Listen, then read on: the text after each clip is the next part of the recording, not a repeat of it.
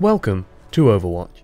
This time we're going to talk about the Torbjorn gameplay preview released a while ago by Blizzard.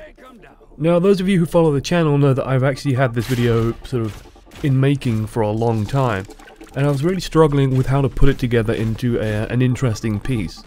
And the answer is it's actually very difficult to put it together into an interesting piece that isn't either overly long and just goes off on tangents all over the place, or is overly short. What I've decided to do is couple it with another video where we'll talk about a similar one-sided game, which is the Bastion gameplay preview as well.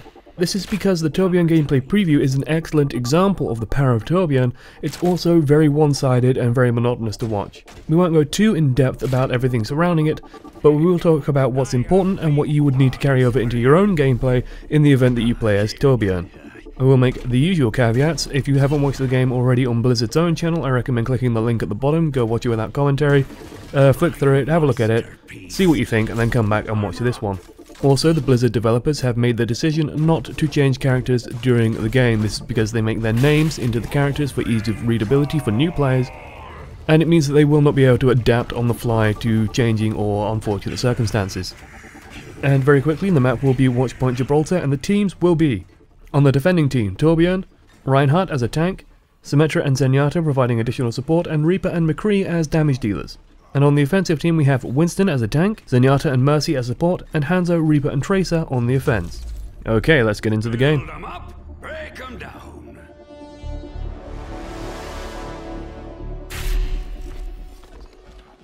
I foresee great things for you. So here we are in lovely Watchpoint Gibraltar, and we're going to see Torbjorn set up on top of this location. Now, what's important on this match, and as we have a minute before the game actually starts, let's talk about what to focus on. The important idea here is that Torbjorn will hold down one entire side of this map, basically that stairwell that leads up to this top position here. He is going to control that space as well as control the area that the payload needs to move through. That means the 5 other members of the team are absolutely free to fight everywhere else on the map. Let Torbjorn fight around the small area where he is incredibly strong, and we're going to see him get a lot of kills around the stairwell, while everyone else fights in the more open spaces, moving around a bit more mobile, and can control all that area. By applying pressure into these other zones, it means that Torbjorn's turret will never go down. They never manage to get the wrap around, they never manage to get a good position on it, don't really manage to get good shots on it, and as such it lasts a very long time until arguably Torbjorn makes a mistake and abandons it for a moment. We'll talk about that more later. And so the game begins.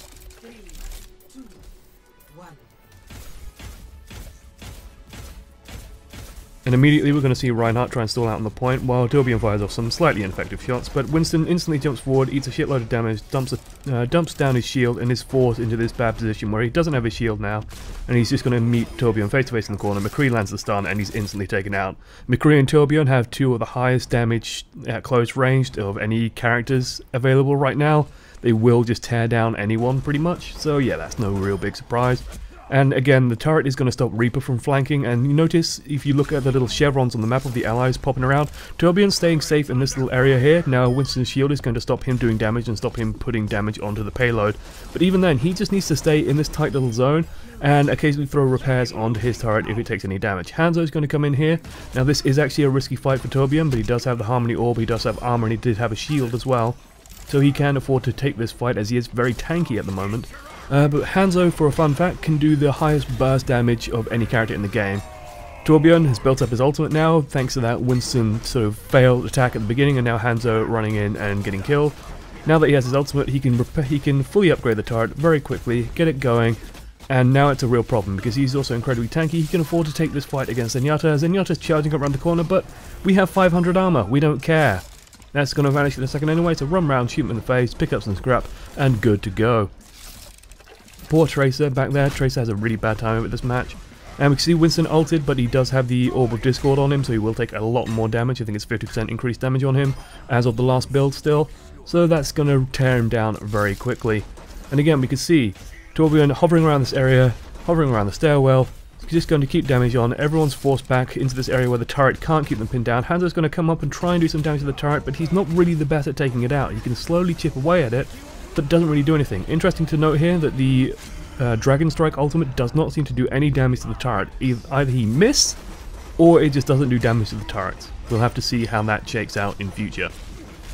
They try and push around the corner, try and shove the payload forward, and they don't get anywhere. Now this is interesting. This is one of the most interesting things that happens in the video. Reaper uses his Wraith form, and the turret targets him. This is vitally important, as one of the best ways to handle turrets in Team Fortress 2 is by using a scout with bonk.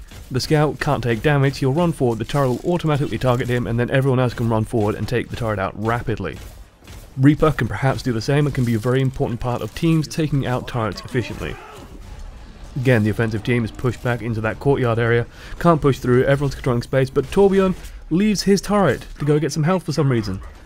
Now the turret is vulnerable, can't get repaired, and he's got to run back to it incredibly quickly. This is a really dangerous time, turret's taking damage. Winston had his shield down. If the attacking team had come forward a bit faster, and we can see the Hanzo has been plugging arrows into it, if the attacking team had run forward and attacked it, it would have gone down. Here he chases after Reaper, we can see the turret's going down, and he makes the mistake of chasing after this Reaper for no real reason. He should have just stuck next to the turret, kept repairing it, and it probably would not have gone down that easily. McCree could have easily handled that. That's a miscommunication by the defending team. However, he has Molten Core on the go, so he can just instantly put the turret up, fire off his ultimate, immediately get that tier 3 turret going back here, set up some armor packs for his team, as they set up for the next choke point, which is through this bridge area, through the car wash as it's called, this little tunnel dip down, and now they can fight around this and concentrate on occupying this space. Anyone who tries to come forward or wrap around and try and get a flank on the team will meet that turret and get taken out pretty much immediately. However, thanks to Reinhardt and the rest of the team, this is where the game basically stalls completely as they defend. Torbjorn's done his job, he's put down a lot of armor packs while he was in Molten Core, so they're free. So he can throw these all over the place, and now he's just going to go and fight. Because he doesn't need to worry about his turret, because the team's occupying that space in front of the tunnel, and keeping the enemy team all locked into this single location. He can just go anywhere he wants, he can build up his scrap reserves. As you can see right now he has 0, so he can just run off, he can go and get a sneaky little flank on, make the use of his shotgun, make the use of his rivet gun's shotgun style right click, and really do some damage on the back lines here, especially this Reaper who has an Orb of Discord on him. He's not gonna survive that in any stretch of the imagination. Winston, not really a threat to Torbjorn, especially as Torbjorn has armor. And especially with the Zenyatta ultimate there, he just has to bounce back, get into that, and he can walk backwards. 20 seconds left on the payload, team's not making any progress. This game is completely shut out.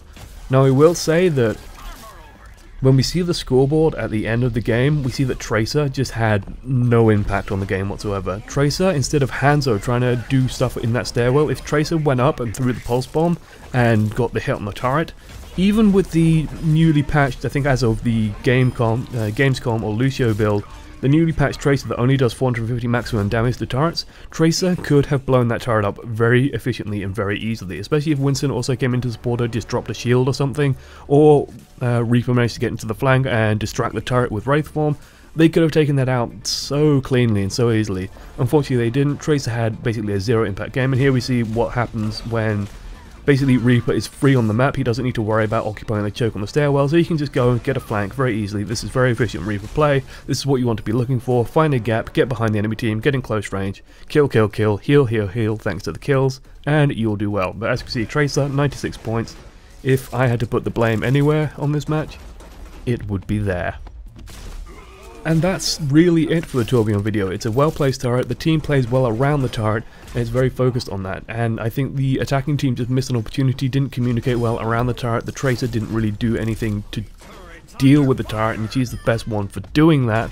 Unfortunately, we don't know the skill level of the various players, we don't know their experiences, we don't know if that person just had an off day, but this is the game we have. We can see that Torbjorn can effectively act as if he is 2 or 3 people. That's the strength of a good Torbjorn, but that will only happen if the team is applying pressure elsewhere on the map. Torbjorn can hold down that entire side of the map and let everyone else be free to do things elsewhere. He gives you that linchpin backline, that really strong point to retreat to and to fight around, and when he's doing that, he is incredibly effective.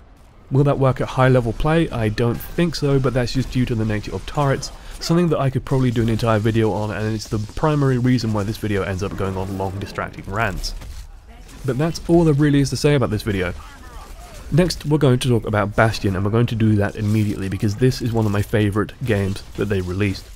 And it's also a very short one, so they both go together quite nicely. And moving on, let's talk about the Bastion game. The Bastion game at its core is an example of a well-executed strategy, namely the Killdozer strategy. They have a very smooth time getting it set up, and especially for the first section of the payload part of the map, they really have an easy time of pushing forward using this strategy.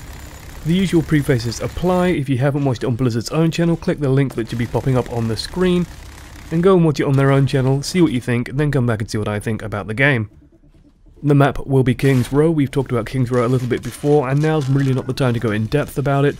But I will like to mention before we start that the first point capture is a very nicely executed little capture where they take an interesting path to get to the point while Bastion occupies a huge amount of space and a huge amount of zone control independently of the team.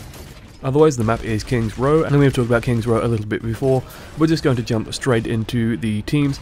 Now, the team for attacking the first point that we can see isn't actually that great, but they do manage to take it. Now, on offense, we have Bastion, of course, we have Torbjorn providing an extra turret, Reinhardt as a tank, Zenyatta and Symmetra providing support, and McCree as the only real assault class there.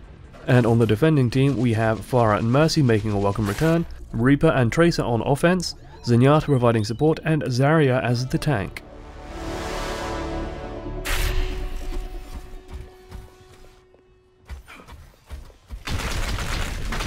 And welcome to London. And we're going to see some physics early on. We're going to see some interesting things about taking this first point. Because they can't change characters, this first point could have choked out this comp pretty nastily. I think with something like a Widowmaker, or perhaps a Winston or something similar, they could have actually really struggled. Unfortunately, some interesting things happened. So Mercy and Pharah start off with a really nice flank, immediately pop McCree. That's really good for Pharah and Mercy, get some nice ultimate charge immediately built up on them. And we're going to see Zarya also trying to build up a little bit of ultimate of her own by just doing this sieging style grenade lobbing. Now unfortunately Mercy does slowly hover through the air, and that does let the anti-air cannon that is Bastion pick her off very cleanly. So she is now out of the fight. Zarya doing some siege damage, but it's not really doing anything to Bastion's shield. He can just tank it without a care in the world. The team pushes up, it does. Torbjorn goes off to the side, tries to get round and get a nice wraparound. Bastion finds a good position, good sightline on the point. Anyone crossing over this area is going to take a lot of damage, as Zenyatta nicely demonstrates here. Again, the team is advancing. They're going all around this flank, going all around this little side area into these tight areas where McCree can really shine and Reinhardt really shines.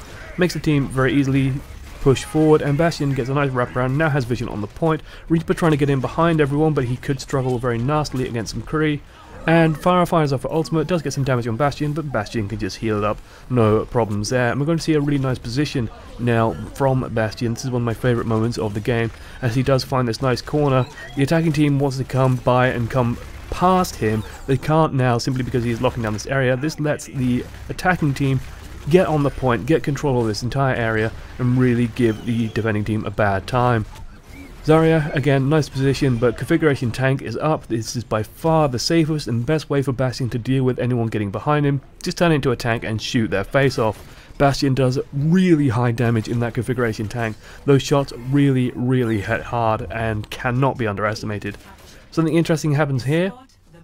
Reinhardt does a good job of just getting into that choke point, occupying it up, while the team waits and prepares. This is the important moment for this team. Torbjorn especially needs to be ready to get his turret onto the point. Pharah trying to do some damage here onto Bastion, but seeing as you're in front of him, not really going to do much here. Now the defending team, does something a bit weird. They all manage to get into this flanking area where Reaper can do a lot of damage, but we can see Mercy and Zarya up here as well, and I'm really not sure why they're here. Mercy just immediately gets picked off, and Zarya is forced to retreat. I think she will eventually get cleaned up as she's forced back towards the point. And in the meantime, Torbjorn's been left on his own, has managed to build up his turret, has fired off molten core, and is ready to go on the turret. So now the turret is safely on the payload, it will move with it, and now Bastion can also do the same. With Reinhardt in the front, you're now looking at about 3,000 hit points worth of shield, a turret with 500 hit points, and Bastion's amazing damage output towards the front. This is not going to get stopped, especially considering that Zenyatta also is holding onto his ultimate at this point. So we're going to see the defending team try and do something here. Zenyatta just fires off his ultimate, and this payload is not going to stop moving. This is the Killdozer in action. So they're just going to smoothly roll to this point, and this is where the team actually gets stalled out for some reason. I'm not entirely sure why. Bastion makes a questionable decision abandoning the payload and entering this tight area where he can easily get flanked by someone like Reaper, and a close range fight between Bastion and Reaper. Reaper wins that every day, all the time. Just not a happy fight for him. Just not a happy fight for Bastion there. And he's forced back. Symmetra does get a teleporter up, but interesting thing about this teleporter is it actually goes backwards. So yeah, that's not actually a very useful teleporter, unfortunately. Oh well. Oh well. The defending team has managed to set up around the payload, and now this makes the Killdozer very difficult to execute. The team does run into this choke point, but Reaper does get some good damage down. So does Zenyatta. Actually, now Bastion is forced onto 14 health, does manage to blow up the Zenyatta. Reaper fires off his ultimate, gets picked off, picked back up again by Mercy, but does get stunned immediately. Does manage to get the kill on the 14 hit point. Poor little Bastion. Just shoots his cute little robot face and explodes him. Immediately stunned afterwards by McCree and cleaned up there. No real problem at all there, and we can see missiles just tearing out of that area. So Bastion does the clever thing. He's not strong when you're trying to set up right in front of people. He wants to sort of find a position where he can overlook the point, and hey, there's one right here. For some reason the attacking team is all focusing around this tight little corridor, which is perfect for the defending team, as Fire can just tunnel rockets into there, Reaper can tunnel damage into there, no problem at all. Reaper does come around this corner, does get found by Torbjorn's little sentry turret, and will get picked off. Oh, hello Reinhardt. What you had there, son? Finally, the payload does get moving again as Reinhardt gets onto it. Zarya fires her ultimate, often does suck Bastion down into it, which is actually kind of helpful for Bastion. He wants to be down here towards the point. Reaper does get behind them, but Reinhardt's here to defend, so Reaper is forced into the retreat, and Bastion can just repair up all that damage without problems. Nice and clean. The team does get the wrap around here. Wants to get Bastion onto the payload. Zarya's firing grenades through there, but that's really not going to do much to this attacking team as they shell forward.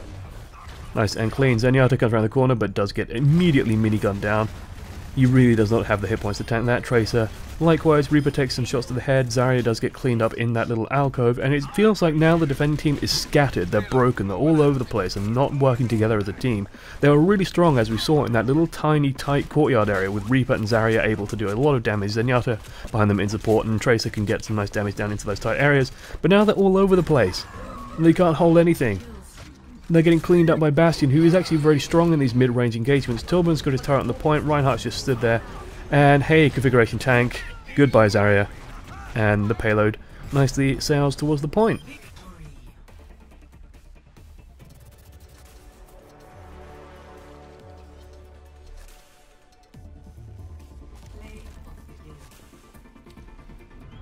And the play of the game is this lovely flank by Bastion. Again, it's such a nice position simply because the defenders have to try and get past him to try and get onto that point to stop the capture, and they just can't, and they're forced into fighting him. He has his ultimate ready, he can transform and just blow them away nice and cleanly.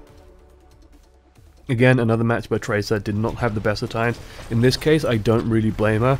This is a team that is fighting all together, all clumped in relatively close terms together, and are really covering each other's back. The combination of Torbjorn's turret and Bastion's turret, as well as McCree's stuns, makes any action by her incredibly dangerous. That said, the pulse bomb would be incredibly effective at getting rid of the Killdozer. Now what's interesting is, because I'm doing this now, we now know that Junkrat is a thing that exists. And Junkrat is a character that I was expecting, not quite as an insane Australian lunatic, but something along the lines of Junkrat, something with explosive and indirect fire, and Junkrat will really solve the problem of this comp.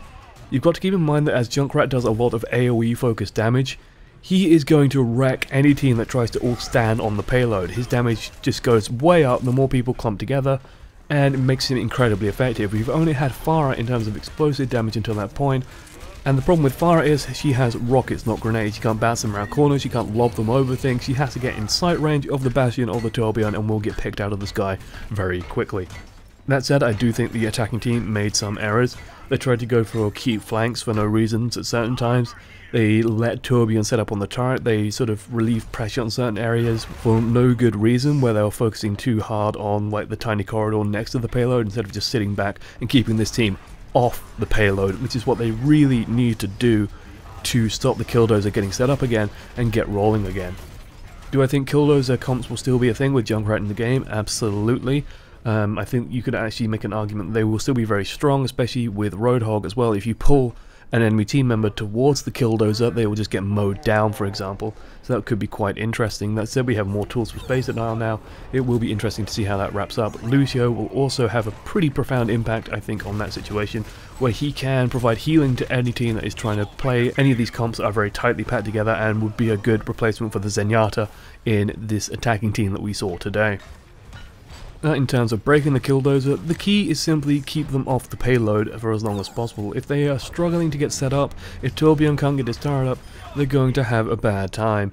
You do that by throwing Tracer at them, you get Tracer her ultimate, she runs forward, puts a pulse bomb down. Even if she dies, it's still worth it to keep them off the payload. They can't fight you toe to toe. This is a team that wants to set up. You have Bastion and Torbjorn who need setup time, they need to get prepared and get into a location that favours them. If they don't get that opportunity, they are weaker than you, and you just want to force that fight every single time until they get set up, and then you look for ways to remove that positional advantage. You look for ways to remove the turret, you look for ways to force Bastion out of his configuration turret, and you just drill hard on that moment. I can also see something like Winston being very effective, where you simply jump onto the Killdozer, fire off your ultimate, and just knock everyone around, knock everyone away from it, break them up a little bit, break off that Reinhardt shield from the Bastion shield so they don't have 3,000 hit points in front of them, and find ways to drill damage into it there. Otherwise, just get Junkrat, lob grenades at it all day, use your concussion bomb to knock them all around when the payload rolls forward into certain locations, set up traps, set up positions, and do damage that way. Unfortunately, I'd love to recommend Widowmaker, but with the number of positional shields in the game, I don't think she'd work very well against this team. That said, as part of a team like this, a Widowmaker could actually very much exploit the fact that 5 people want to crowd on the payload, and then she can roam around, find positions where the enemy team is focusing on the payload. You find people trying to remove the Killdozer and pick them off. Junkrat, for example, would be a very easy snipe for her to take out. Otherwise, thank you for watching to the end of these very delayed videos. I'll be trying to get all my analysis videos done for the gameplay previews out by the time that BlizzCon rolls around, which I will be attending. So if you are at BlizzCon and you see me, well, look for a bald British guy in the Overwatch area. I'm sure there'll be a few of us, but I'll try and make myself known at the very least. And come say hello!